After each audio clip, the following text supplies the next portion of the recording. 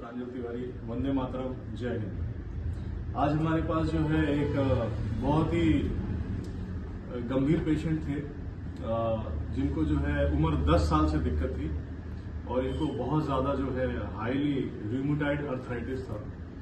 ये कोई genetic disorder नहीं था क्योंकि बचपन में इनको जो है कुछ ऐसे इंजेक्शंस नहीं लगे थे या जिस भी जगह पे रहते थे वो बहुत ज़्यादा कंटामिनेटेड प्लेसेस था।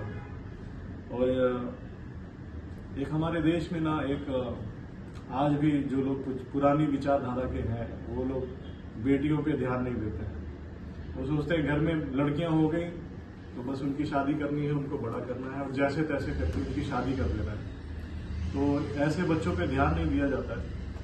तो फिर भी हमारे देश की सोच बदल रही है, लोग बदल रहे हैं।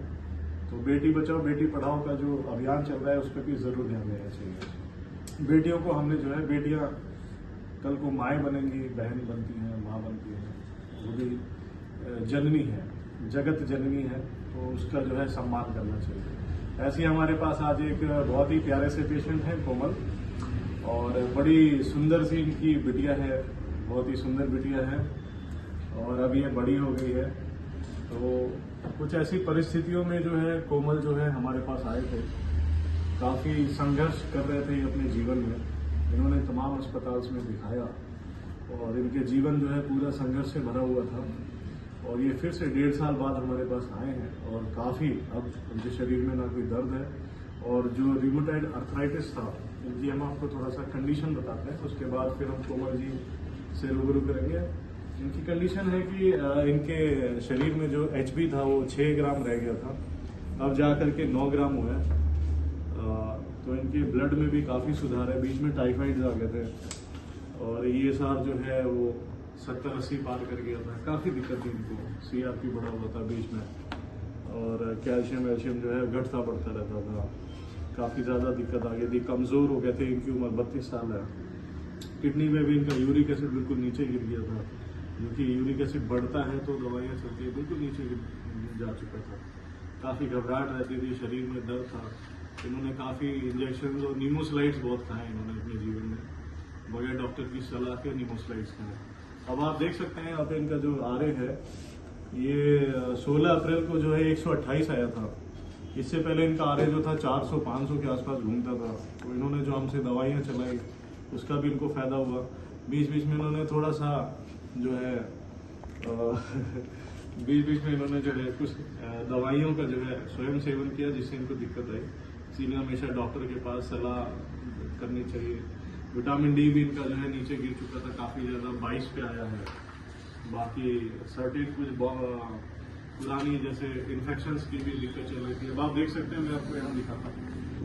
ये इनका हैंड है, इसमें इनको जो है इनके हाथ जो है इस तरह से हो गए थे। जब ये आए थे हमारे पास तो इनके हाथ इस तरह से हो गए थे, बिल्कुल चिपक गए थे, रूमेटॉइड अर्थराइटिस पॉजिटिव में। हाँ, उसके बाद ये धीरे धीरे अभी खुले हैं। अब यहाँ पे ऑस्टियोपोरोसिस ग्रेड 4 में है इनका। इनके घुटने उठने में बहुत दिक्कत है, ठीक से मूवमेंट नहीं हो पाता था, ये चल नहीं पाते थे, ये ऐसे टेढ़े हो गए थे। और अब जाके धीरे धीरे ठीक हो रहे हैं। 1.5 साल बाद ये फिर आए हैं। बीच में आए थे, मुझे लगा कितनी बार आए थे, 6-7 बार आए थे। इनको आराम मिल गया, सोचे अब मुझे डॉक्टर के पास आना नहीं है, मैं बिल्कुल ठीक हूँ। फिर ये 1.5 साल बाद फिर आए। अब इनकी जो है इन्होंने कुछ दवाइयों का अपने आप से सेवन किया है, जिसको नीमोस्लाइड बोलते हैं। उसके बहुत साइड इफेक्ट आए थे इनकी बॉडी में। तो हमने लगातार इन पे जो है रेगुलर ये हमसे सलाह लेते रहे, आते रहे। और ताजुब की बात यह है कि इतनी फाइनेंशियल कंडीशन अच्छी भी नहीं है इनकी। तो ये जहाँ भी जाते थे कोई इनको 10 लाख, 5 लाख, 7 लाख ऐसे ही बताते थे। वो कहते थे तुम जिंदगी भर ठीक नहीं होगे, तुम्हें अपना जो है हिप जॉइंट्स जो है कूल्हे सब चेंज कराने पड़ेंगे, मतलब डराते थे। हमारा काम जो है वो डराना नहीं है। अगर हमें ईश्वर ने सच्ची श्रद्धा से डॉक्टर बनाया है तो हमें अपना फर्ज निभाना चाहिए। हमें सच्ची दिल से जो है जिस काम के लिए हमें बनाया है, जिंदगी बचाने के लिए बनाया है, ना कि जिंदगी खराब करने के लिए। तो मैं इस समय जो है कोमल के साथ बैठा हूँ, आप कोमल से बात कर सकते हैं। कोमल अपने बारे में बताएं। तेज बोलो कोमल। बोलिए कोमल जी। मैं डॉक्टर को पहले थैंक्स कहती हूँ क्योंकि इन्होंने मुझे बहुत अच्छा किया। मैं पहले बहुत ज़्यादा बीमार थी, मंजी पर थी, बिल्कुल ही चल नहीं पाती थी, टेढ़ापन बहुत ज़्यादा था मेरे को। और मैं जब से यहाँ पर आई हूँ मुझे काफ़ी आराम है, 80% मुझे आराम मिला यहाँ से। दीदी और खड़े होकर दिखाना कंडीशन अपनी ऊपर।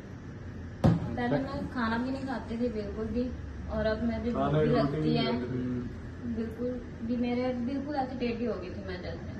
कैसे हो गए थे मैं- टेढ़े, एक बार कह के दिखाओ। ऐसे हो गया था बिल्कुल, टेढ़ापन ऐसे ज्यादा हो गया था मेरे।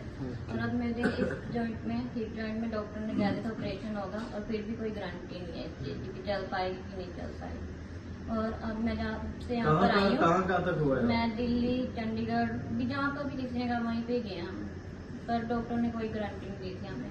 पर जब से यहाँ पर आई हूँ मुझे काफी आराम है यहाँ पर आकर। कितने % आराम मुझे है? 80% आराम है।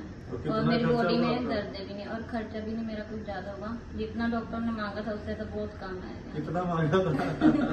डॉक्टर ने मेरे से कोई 5 लाख बोल रहे थे, कोई 2 लाख भी हिप जॉइंट के हिसाब से उन्होंने मांगा था मुझसे। दवाइयों के अलग खर्चे, ऑपरेशन के अलग खर्चे, पर यहाँ पर बहुत कम खर्चा हुआ मेरा, और मैं ठीक भी नहीं हो पाती। कितना हुआ बता तो दो। 80% आराम है मुझे। यहाँ और पे मैं कितना अब- खर्चा हुआ? यहाँ पर मेरा कुछ खर्च नहीं हुआ ज्यादा।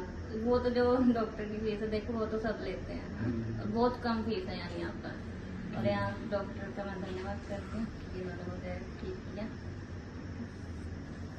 तो इसी के साथ कोमल का शुक्रिया अदा करते हैं।